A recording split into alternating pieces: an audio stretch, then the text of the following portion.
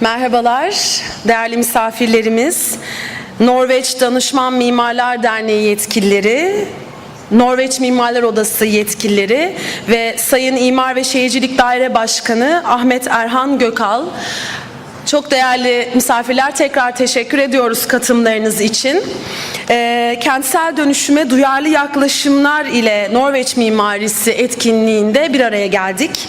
Arkitekt Bedriften'e yani Norveç Danışman Mimarlar Derneği tarafından Yapı Endüstri Merkezi İşbirliği'nde düzenlenen bu konferansa göstermiş olduğunuz ilgiden ötürü çok teşekkür ediyoruz. Akşamın moderatörlüğünü yapmak üzere Arkitekt Bedriften'e Genel Müdürü Sayın Egil Skavang'ı sahneye davet ediyorum. Buyurun, söz sizde.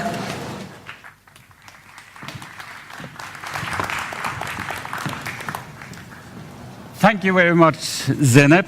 I hope you will excuse that I will be speaking English.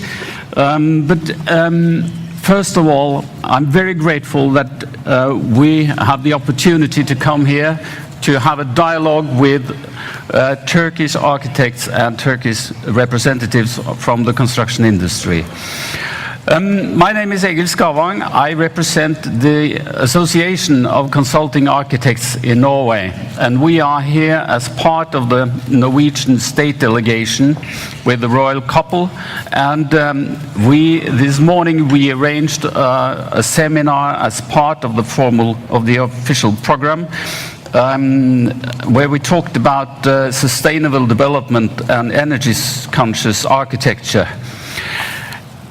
Now we are moving ahead and we are focusing on urban transformation and responsive architecture.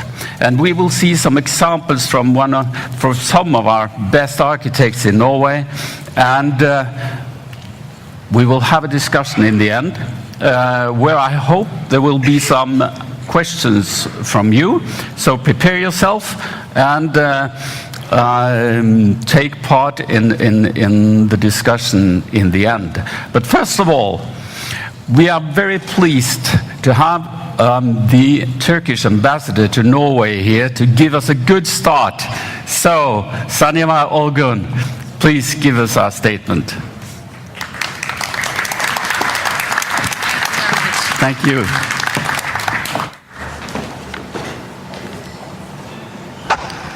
Thank you very much for having me to give you an opening statement of this event on Norwegian architecture. I have no talent on architecture, but as a seasoned diplomat, I have a certain talent on talking about subjects that I have no idea about. I'm in Istanbul on the occasion of the royal visit from Norway to Turkey, which has been concluded officially this afternoon.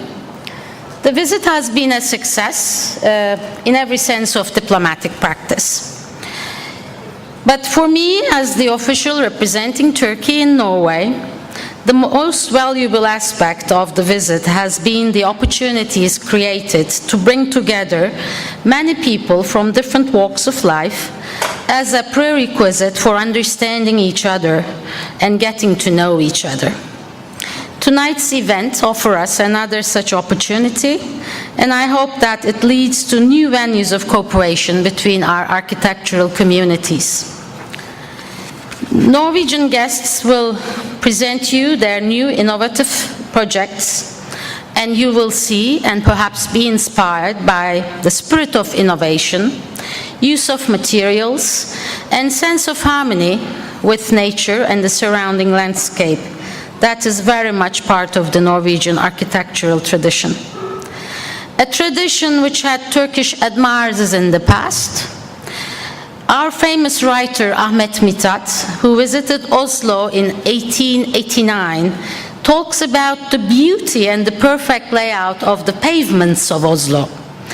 And he says, I haven't seen better pavements even in Stockholm, which had been the capital of the Kingdom of Norway and Sweden at that time. We welcome the successful bid of Nordic for the design of the third Istanbul Airport Terminal building.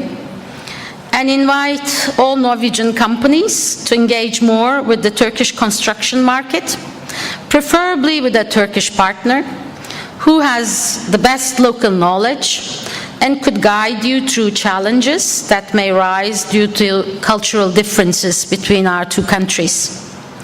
Turkey is a big country with enormous demand on building land and civil and industrial property, which is brought on by an ever-increasing young, dynamic population with natural demands for modern lifestyles. The Norwegian innovative architectural tradition could help us face some of these challenges. The adventurous nature of the Norwegian spirit,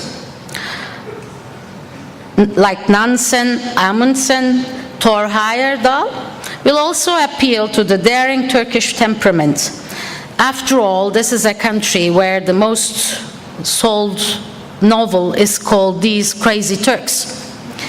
Turkey has a very dynamic construction sector, operating with both within and outside of the country, with a total share in economy, together with its side industries, it's nearly 30%. Turkish companies operate also overseas, with an impressive success record of a total of $205 billion with completed contracts, second to China globally. They are even engaged in housing construction in Venezuela. The development of the construction industry has also resulted in a large and diversified production capacity in building materials sector. Turkish exports in building materials reached $5.3 billion in 2012. Turkish ceramic tiles, building glass, natural stones production and exports in recent years have been impressive, both in terms of quality, but also in terms of the diversity of the markets, despite the fact that our biggest export markets still are in EU. Norwegian architecture companies would be most welcome to engage also with these two sectors in Turkey for joint projects, not only in Turkey, but also overseas. Opportunities are there.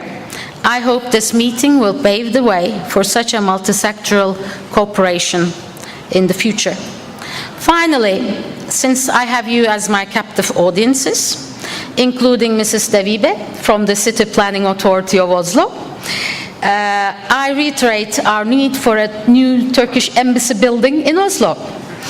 Otherwise, if we don't have a new building, my two councillors will be using the garage alongside with my secretary, who's using the kitchen as her office currently.